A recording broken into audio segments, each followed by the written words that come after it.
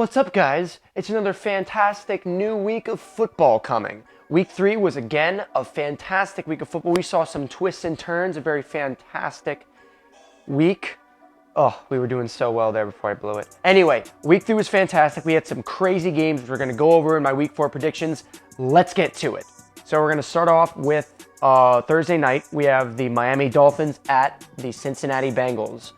Both of these teams had an eventful week. The Dolphins beat the Bills in probably, one of the most crazy games of the year so far, which it's going to be tough to beat. They had, the Dolphins were on the Bills were on the 1 yard line, went for it on fourth down, didn't convert. The Dolphins went 3 and out.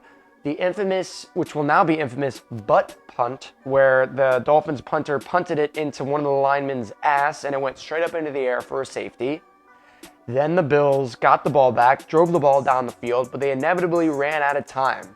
In the iconic video that is sweeping the internet of Bills offensive coordinator slamming his headset, his Microsoft Surface in the booth, and that's just meme central for that game, basically. But it was still a very good game. The Dolphins squeaked by with it. Tua had a pedestrian game, 13 of 18, 186 yards and 1 touchdown. He did leave the game briefly with a rib injury, so it'll be interesting to see how he deals with that. Based on how Justin Herbert played later this week, I think he should be okay. Chase Edmonds, 6 carries, 21 yards, 2 touchdowns, so he was a workhorse for the team. Dolphins are one of 2 undefeated teams remaining in the NFL. I think they are a good team. I don't think they're they're one of 2 undefeated teams, which logic would dictate they're one of 2 of the best teams in the league. I wouldn't go that far. I still think the Chiefs and Bills are better than them, but the Dolphins have really showed a lot. They're off to a great start. As for the Bengals, they won a convincing showing against the Jets. Joe Burrow was back, 23 of 36, 275 yards and 3 touchdowns. Tyler Boyd, 4 receptions, 105 yards and 1 touchdown. The Bengals had a bit of a return to form here, so any bit of panicking that we had of the Bengals going 0-2 is beginning to, come back down a little bit because they won a very good game against a bad team in the New York Jets. They beat a team they frankly should have beaten.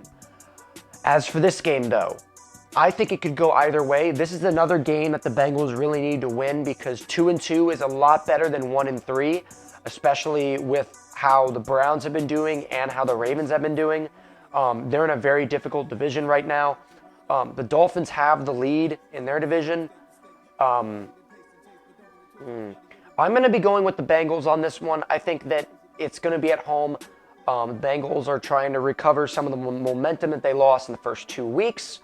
I think they're going to rise to the occasion. I think they're going to deliver Miami Dolphins' first loss. So next up, we have our first London game. We have the Minnesota Vikings at the New Orleans Saints.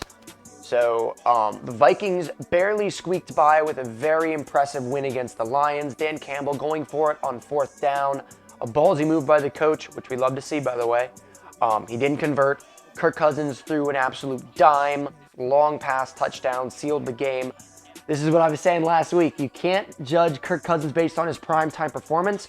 I think what the issue is, he plays after his bedtime in prime time, which is why he has so much trouble. Kirk Cousins strikes me as the kind of guy who goes to sleep at 8 p.m. every evening. So the 1 o'clock games are where he thrives, and he proved that in his game against the Lions last week. As for the Saints, they lost last week. Not a good showing. Jameis Winston was 25 of 41, 353 yards, 1 touchdown, and 2 interceptions.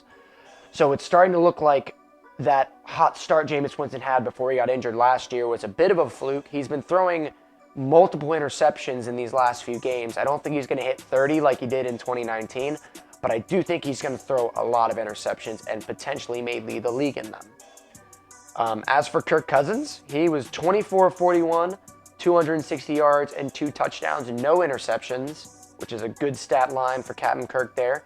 Dalvin Cook, 17 carries for 96 yards and 1 touchdown. So like I said, this is a London game, so it's going to be in the morning on Sunday, which is fantastic. We got a game in the morning, we got a game in the afternoon, and we got a game later that night. That's how it should be on a Sunday. Football just take over the entire day. So this is going to be interesting again because the Vikings have had 2 good performances and then a stinker against the Eagles in prime time. And then this is basically a road game for both teams. I think the Vikings are a more well-rounded team than the Saints.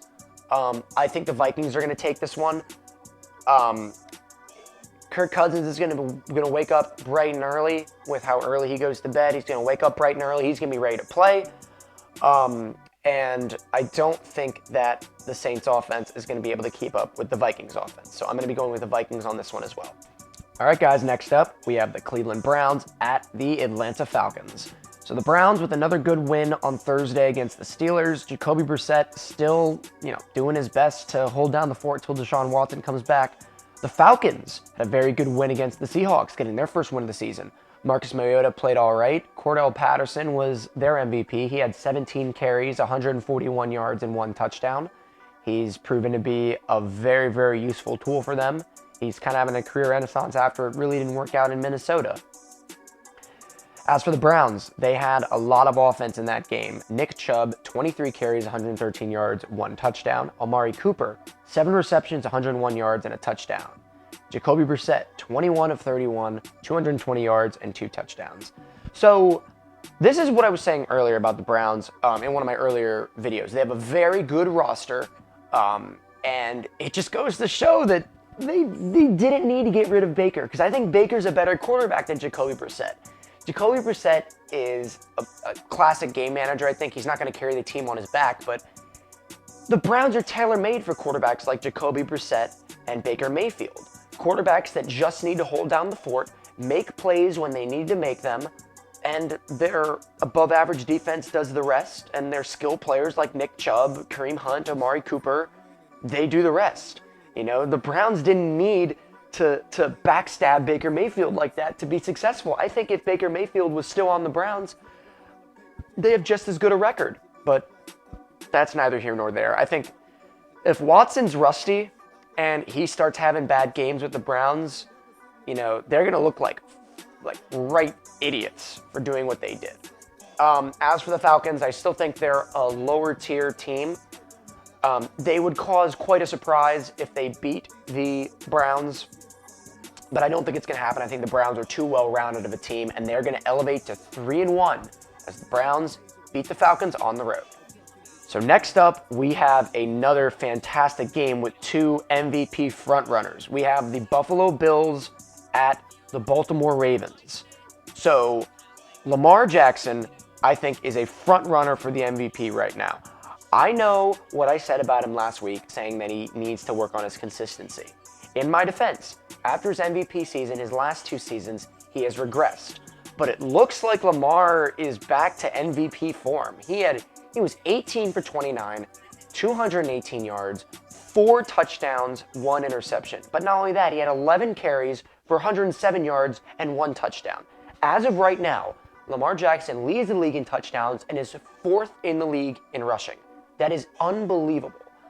This goes to show what Lamar Jackson can do at his best. We've seen him kind of in down years in 2020 and 2021, but he proved me wrong. He still has it. Absolutely incredible work by Lamar. He is putting this team on his back.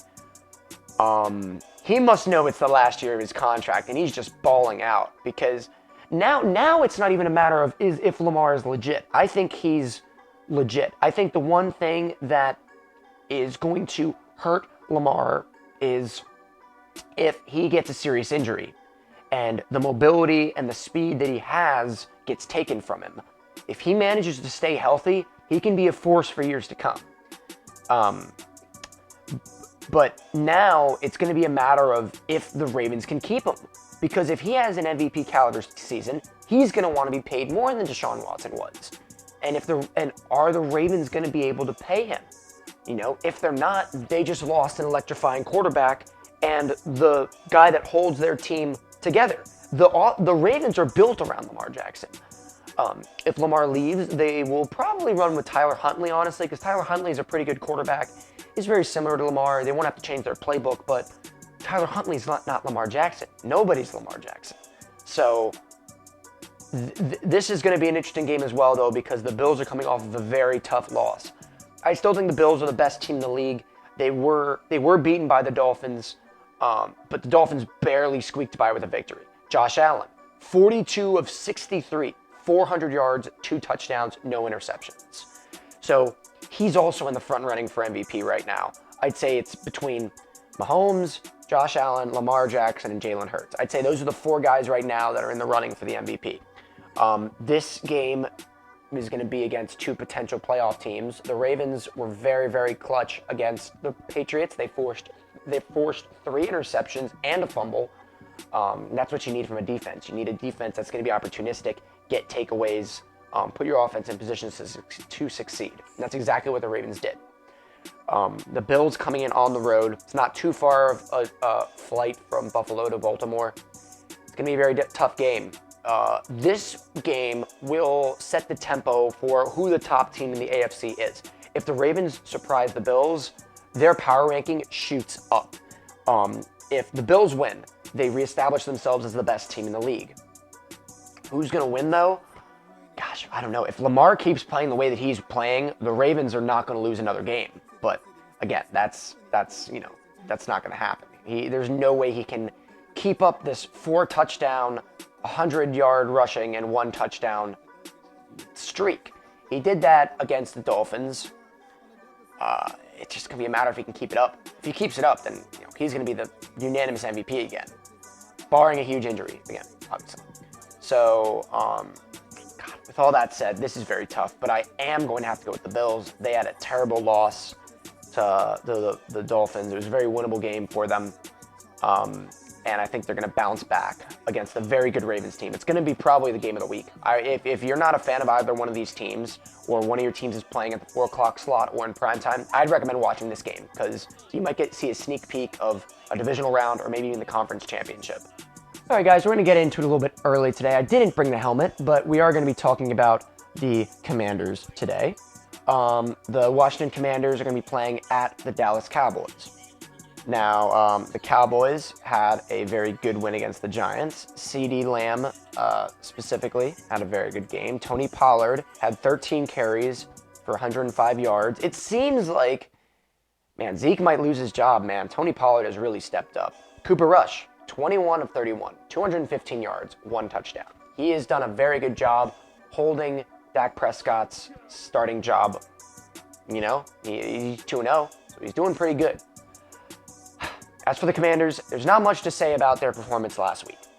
I think that if your quarterback's going to get sacked 9 times, there's no way you're going to win. It's unfortunate because their defense did make some stops. That last touchdown at the end of the half was disgusting. But the Eagles only scored in the second quarter, so the Commanders the Commanders kept them scoreless for 3 quarters. Their defense did make stops, So even though the Eagles scored 24 points, the defense didn't play too badly. It was the offensive line that really killed it. Our offense just never got going. It would have been great if we got that 4th and goal. But honestly, I would more so attribute that loss to how good the Eagles look. We'll discuss it a little bit more when we talk about the Eagles, but I think they're the real deal as well. I think everything is coming together for that team. And I think they might be, if not the best, one of the best teams in the NFC. We'll go over it a little bit later when we talk about them, but I'm going to talk about this game specifically.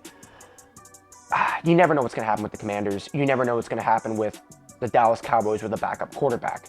Logic would dictate that a starting secondary would be able to take advantage of a backup quarterback and force some takeaways. I don't think that that's going to happen. I think coming into Dallas after such a bad game by the Commanders, the Cowboys rushed Daniel Jones just as much as the Eagles rushed Carson Wentz. So maybe we got some problems with our offensive line. I'm going to take the Cowboys in this one. I think they're going to beat our Commanders. And a win here for the Commanders would instill a lot of optimism for the rest of the season. Like I said, 2-2, a lot better than 1-3. It's one of those rubber matches where you go from being 2 games under 500 to being 500. So It's an important win for the Commanders, but I don't think they're going to get it done. I got to be honest. Next up, we got the Seattle Seahawks at the Detroit Lions. A matchup a couple years ago would have been a clear win for the Seahawks, now might look like a clear win for the Lions. So the Lions, I think, are a legitimately good team this year because they had another solid performance against the Vikings. They came up short because of a gutsy call by Dan Campbell for going for it on fourth down. You win some, you lose some when you're that gutsy. This is at home. It's against the team playing Geno Smith as their quarterback, who incidentally has looked pretty good. He was 32 of 44, 325 yards, 2 touchdowns, and 1 interception. But the Lions still looking great. Jamal Williams, 20 carries, 87 yards, 2 touchdowns. Jared Goff, 25 of 41, 277 yards, 1 touchdown, and 1 interception. So Jared Goff is still not playing great, but he's doing just enough for his team to get by. Amon-Ra St. Brown, DeAndre Swift, the Lions have a lot of talent on their offense, and like I said, I think they're legit. I think that they will be a fringe playoff contender come Week 17, Week 18. It's these kind of games that they need to win, though. Like I said, if you're establishing yourself as a good team, you got to beat teams that you're expected to win against. This is an example of that for the Lions. So I am going to be going with the Lions on this one. Next up, we have I almost said it again, the LA Chargers at the Houston Texans. So the Chargers were embarrassed against the Jacksonville Jaguars last week. They gave up 38 points. Now, I don't know if that's the Jaguars proving that they're legitimate or the Chargers laying an egg. Justin Herbert was 25 of 45, 297 yards, 1 touchdown, and 1 interception. Now, I wonder how much his bruised ribs had to do with a lackluster performance. Personally, I don't know. As for the Texans, Davis Mills was 20 of 32, 245 yards, 1 touchdown with 2 interceptions. So he didn't look very good either. I thought Houston was going to beat the Bears. They ended up falling short. But like I said, you can never count out the Texans. They always, I don't know, in my experience, it seems as though they always play certain teams tough. I don't know if it's how the coaching works, but they'll show up to some of these random-ass games. But this is a bounce-back game for the Chargers that they need to win. If they were going into this with the most players in the NFL top 100, with a generational talent in Justin Herbert, with Khalil Mack, Joey Bosa, Nick Bosa. Joey Bosa's on the 49ers. They have so much talent on their team, and they just need to put it together. And historically, the Chargers haven't been able to do that. And a lot of people are saying this is finally when they're going to do it. It's games like this that they need to prove it. So they need to beat Houston in this game to be taken seriously. If they drop to 1-3, they may be seen as a bust on the same level that the Raiders have been this season. I am inevitably going to be going with the Chargers on this one because, like I said, this is a game they need to win. So next up, we have another interesting matchup for the AFC North. We have the Tennessee Titans and the Indianapolis Colts. These were two teams that we expected to be fighting for first place, but right now they're fighting for second place. They're both 1-2. They both got wins. The Colts with a huge upset over the Chiefs. I dare say a season-saving win, because if they go 0-3 after a pitiful performance against Jacksonville, terrible stuff. But they bounced back well, and they've kind of reestablished themselves after a win like that. Matt Ryan was 27 of 37, 222 yards, and 2 touchdowns. So a lot of symmetry with those twos. But Matt Ryan with a good bounce-back game after a bad performance in Week 2. They are going to be facing the Tennessee Titans, who had a very solid win against the Raiders. Ryan Tannehill was 19 of 27, 264 yards, 1 touchdown, and 1 interception. Derrick Henry, 20 carries, 85 yards, 1 touchdown. He got some receiving yards there to boot. He got me like 25 points for my fantasy team. Very happy about that. Derrick Henry having a regular Derrick Henry performance.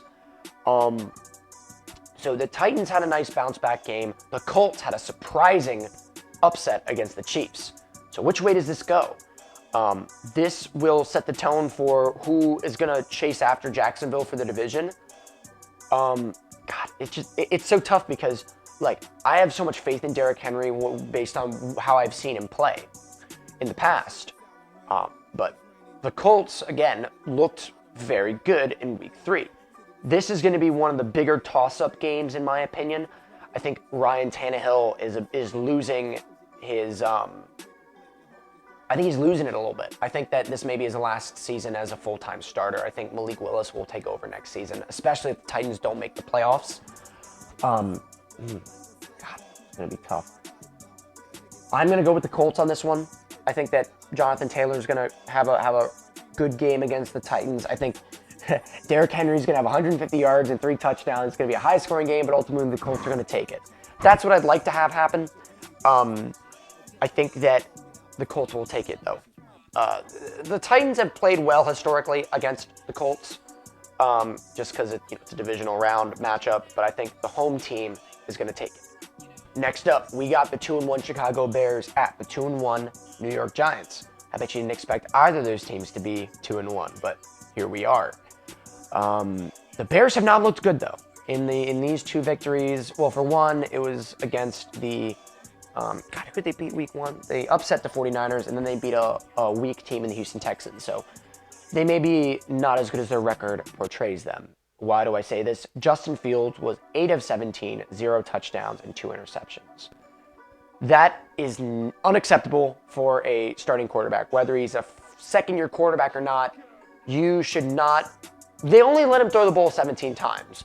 The least he could do was complete 50% of his passes, more than 50% of his passes. He didn't even do that. And he threw 2 interceptions. Not a good game by Justin Fields at all. I've seen stuff saying that, like, Justin Fields is what Lamar haters think Lamar is. Lamar's a way better passer than Justin Fields.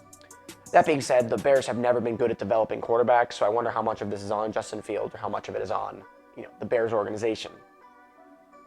Khalil Herbert had a good game, though. He had 20 carries, 157 yards, and 2 touchdowns. So Bears using the running game to get them that win. Then we have the Giants, who looked good in their loss. Daniel Jones was 20 of 37, 196 yards and an interception. Okay, maybe not Daniel Jones himself, but Saquon looked great. He had a fantastic long run for a touchdown, 14 carries, 81 yards, and 1 touchdown. So Saquon Barkley appears to be back to his normal self after his injury-riddled couple of seasons. This could go either way, but based on how both teams have played, I think the Bears' 2-1 record is a byproduct of some luck, some good matchmaking. The Giants, I think, are the better team. They gave Dallas a run for their money, just narrowly losing out at the end, almost going to 3-0. I think the Giants are going to take this one at home as the better team. So this next game, I don't think anyone expected it to be this highly anticipated, but again, here we are. We have the Jacksonville Jaguars at the Philadelphia Eagles. So I'm going to start talking with the Jags first. Trevor Lawrence may have finally found his stride. It was 28 for 39, 262 yards, and 3 touchdowns. He put up 38 points. He looked great. I think Trevor Lawrence is finally coming into his own and turning into the quarterback that everyone thought he was going to be. In addition to that, James Robinson had 17 carries, 100 yards, and a touchdown. The Jaguars' offense is looking very, very good. And now looking how they played the last 2 weeks, I don't know how the Commanders beat them in week 1. But I'm glad we got the win regardless, though. But that being said, the Eagles, I think, are one of the best teams in the NFL right now. Watching them play against the Commanders, watching them play in prime time against the Vikings, I just think they're a talented roster. They're an all-around great team. It's this kind of team building that got the 49ers to the conference championship last season, where they just have big-name players at every position. Devonta Smith, they got Fletcher Cox, in the defensive line. Jalen Hurts was 22 of 35, 340 yards, 3 touchdowns. He's also in the running for MVP. Devonta Smith, 8 receptions, 169 yards, and 1 touchdown. The Eagles looked great against the Commanders. They also looked great against the Vikings. They also, in week 1, almost lost to the Lions, but that being said, they still put up 38 points. I think the Eagles are a big surprise this season. I thought they were going to be a fringe playoff contender, maybe a 9-8 kind of thing, but they could be a 12-13 win team with the way they've been playing these last 3 weeks. They're going to be facing a challenge against another hot team in Jacksonville. I think at home, I think they're going to take it, and I think they're going to move to 4-0. As much as I hate to say that about an NFC East division rival, the Eagles look legit this season, and they're going to beat Jacksonville. So, next up, we have the New York Jets at the Pittsburgh Steelers. Both teams are 1-2. This is a bit of a lackluster showing. The Steelers, well, you can never really count out the Steelers. They're a well-run, well-built team. And I think they'll eventually make a run for the playoffs, whether they make it or not. Mitch Trubisky was 20 of 32 for 207 yards. It was a very, very lackluster showing against the Browns. And then as for the Jets, Joe Flacco was 28 of 52, 285 yards, and 2 interceptions. However, that being said, if I remember correctly, I think this is going to be the game that Zach Wilson comes back, which is a real shame because Joe Flacco has been playing all right as the old man. I think this is going to be a game that the Steelers win. I think they're gonna. This is one of the lesser matchups of this week. But if the Steelers want to be taken seriously as a playoff team, they need to beat a lackluster Jets team at home. Like they can't losing to the Jets at home like that would be morale crushing for the Steelers fans as well as the Steelers team itself. And I think that would be the turning point to take out Mitch and bring in Kenny Pickett. So I'm going to be going with the Steelers on this one. Next up, we got the Arizona Cardinals at the Carolina Panthers. So the Panthers had a nice upset of the Saints last week. They got their first win of the season. Baker was 12 of 25, 170 yards and a touchdown. Christian McCaffrey got 25 carries for 108 yards. So Christian McCaffrey is having a decent season so far. He's remained healthy, which is good, but hasn't set the world on fire like he did in his 2019 season. As for the Cardinals, Marquise Brown had 14 receptions, 140 yards, so he had a very solid outing. Kyler Murray was 37 of 58 for 314 yards. Again, an okay showing, but they're going to need to do more to be regarded as a playoff team. Panthers are still not a good team. They did beat the Saints, but when you face a division rival like that, I think the chances of an upset are greater because, like I said, you play those teams twice every season versus when Cardinals play the Panthers probably once every 2 or 3 seasons. So I'll chalk that upset down more so to the Panthers being, upsetting a division rival versus being the better team. I think the Cardinals are the better team. I think Kyler Murray's athleticism alone may be able to frazzle the Carolina Panthers defense. I'm going to be going with the Cardinals on this one. All right, guys, we got another interesting contest. We got the New England Patriots at Green Bay Packers. So the Packers played all right. They beat the Tampa Bay Buccaneers in what promises to be potentially Tom Brady and Aaron Rodgers' final meeting. And for a final meeting, both guys played rather lackluster. Aaron Rodgers was 27 of 35, 255 yards, 2 touchdowns, and 1 interception. I said that I didn't think Aaron Rodgers was going to suffer that much with a lackluster receiving core, but it seems as though he might be. I think he's 4 touchdowns for 2 interceptions so far. That's not a typical stat line for Aaron Rodgers. Aaron Rodgers usually throws 5 times as many touchdowns than he does interceptions. So it's obviously still only week 4. So we'll see how the rest of the season progresses. But Patriots have a very good defense, so we might see a couple more interceptions from Aaron Rodgers. As for the Patriots, Mac Jones, He had an ankle injury. He's going to be out, I believe, for this game. That being said, he was 22 of 32, 321 yards, and 3 interceptions. So is Mac Jones the answer in New England? That's kind of up in the air right now. He has not been playing up to what I would imagine Bill Belichick's standard is. Again, he had a very good rookie year, but when you're playing for the Patriots, all you really need to do is be a good game manager. But they might need to do more than that to be successful. At home against a backup quarterback, I think Aaron Rodgers he's gonna take it to the Patriots, and I think the Patriots are gonna fall to the Packers.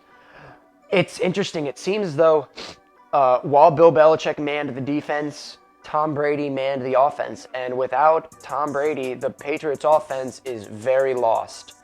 I don't know if Mac Jones is the answer. I don't know. Maybe they'll go after Lamar Jackson and give him a massive contract. Who knows? But as of right now, I'm going to be going with the Packers. So next up, we have the Broncos at the Las Vegas Raiders. So I would say the Raiders have been probably the most disappointing team in the NFL right now. They're 0-3. They should have beaten the Cardinals, but they gave up that last second, fourth quarter comeback and let the Cardinals back into it. And that does not bode well for them. Derek Carr, he was 26 of 44, 303 yards, 2 touchdowns, and 1 interception against the Titans. Again, he's playing all right, but they're 0-3. They still haven't won anything. Mac Hollins, 8 receptions, 258 yards, and 1 touchdown. Incredible game by him. They still didn't win the game. So something is amiss in Las Vegas. I don't know if it's the coaching or if it's just that they can't maintain leads or what it is, but dropping to 0-4 will pretty much close out the Raiders' playoff chances, I think, personally. As for the Broncos have hobbled their way to a 2-1 start. They barely beat the 49ers on Sunday night because Jimmy Garoppolo pulled a Dan Orlovsky and self-safetied himself. That was a game that the Broncos snuck by with. It seems like Russell Wilson is still having a bit of growing pains in Denver. He was 20 of 33, 184 yards. No touchdowns, no picks. So the Broncos need to get it together, you know? If the Raiders end up beating the Broncos, it'll be a great win for the Raiders, but it will not look good for the Denver Broncos at all. I don't know if it's that teams know Russell Wilson's offense, if Russell Wilson is a bit rusty, if Russell Wilson's having trouble learning the system. I don't know what it is, but the Broncos have not looked good despite being 2-1. This would be a good chance for them to have a definitive win and really stamp out the Raiders' hopes for this season. What do I think is going to happen? You know what? I think the Raiders are going to win. Fuck it. I think the Raiders are going to get their first win of the season at home against the Broncos team that has not looked very good, despite winning 2 games. I think that if the Raiders are potent enough on offense, they will be able to outscore the Broncos. If the Raiders are potent enough on offense, they'll be able to outscore the Broncos' offense. And I think they will get their first win of the season. That doesn't mean they're good, though. I just think they're going to beat a lackluster Broncos team. All right, guys, so now it's time for Sunday Night Football. We got the Kansas City Chiefs at the Tampa Bay Buccaneers. So the main story that I've been seeing online is that Tom Brady is officially starting to show his age. Personally, I don't know about that. I still think being 45 and playing as well as he did is still, he threw the ball 42 times. Come on. He was 31 of 42, 271 yards, and 1 touchdown.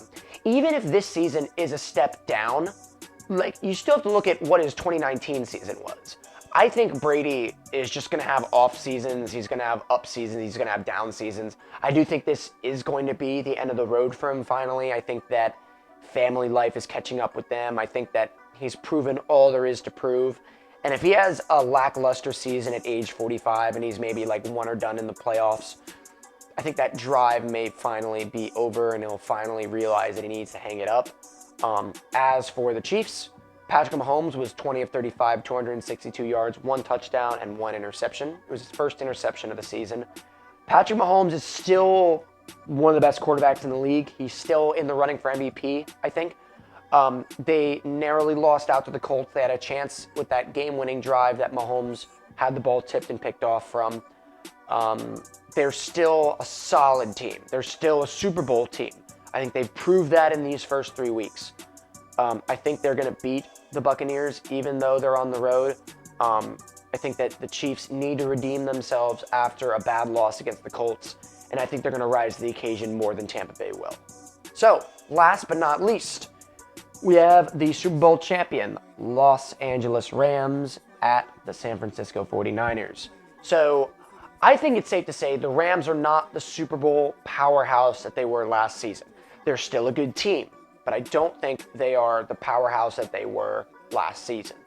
Matt Stafford was 18 of 25 for 249 yards, no touchdowns, no picks. Jimmy Garoppolo was 18 of 29, 211 yards, 1 touchdown, 1 interception, and 1 safety. So make no mistake about it, I think Trey Lance is going to get his job back when he comes back, unless Jimmy Garoppolo just has a season for the ages, which I don't think is going to happen based on his play in their primetime game against the Broncos. I think that this game is going to be pretty close. They're division rivals. It's at San Francisco. San Francisco is a well-run team. They're a well-rounded defense. They're probably going to pick off Stafford 1 or 2 times in this game. But I'm going to still go with the Rams, though. I think that they're still an above-average team. They're still a playoff team. They may not be the Super Bowl winning team that they were last season, but I still think that they'll show up in prime time and they're gonna pull out the win against the 49ers. So those are my picks. This last week of football was absolutely insane. I think we have some very great matchups this week. I think what's exciting is we have a lot of new teams like the Eagles, like the Jaguars, really coming up and trying to make a name for themselves. So those are my picks. The video's not over yet, though, because I did want to discuss one thing. Apparently, there is no Pro Bowl game this season. They're going to do a week-long skills showdown, and it's going to culminate to a flag football game. So I wanted to voice my opinion on what I think about that. I think it's perfectly fine that they're not playing a Pro Bowl this year. I watched the Pro Bowl last year, and, to put it simply, the players don't try. It was basically a touch football game. So, I still think that making the Pro Bowl is still a prestigious honor. I don't think that has really lost it yet. So I see no reason why, these guys aren't going to try in this game because they don't want to get injured in a pointless exhibition game. I know on paper the concept of the Pro Bowl is great. You have the best of the best going against each other. But, the Pro Bowl hasn't met anything in 20, 25 years. It's always just been kind of an exhibition distraction game. And all the while, the skills showdown, I think, has been the most entertaining part of the whole thing because it's a little bit of fun. The guys go out and they, the quarterback accuracy challenges. That stuff is kind of fun to watch, and that's what the Pro Bowl is supposed to be. It's supposed to be, you get to see the best the NFL has to offer, just kind of having a bit of fun. So I don't think that it's a terrible thing that the Pro Bowl is going to be replaced with a flag football game. I don't even know if they should even have a flag football game. I don't even think there's really a point to that.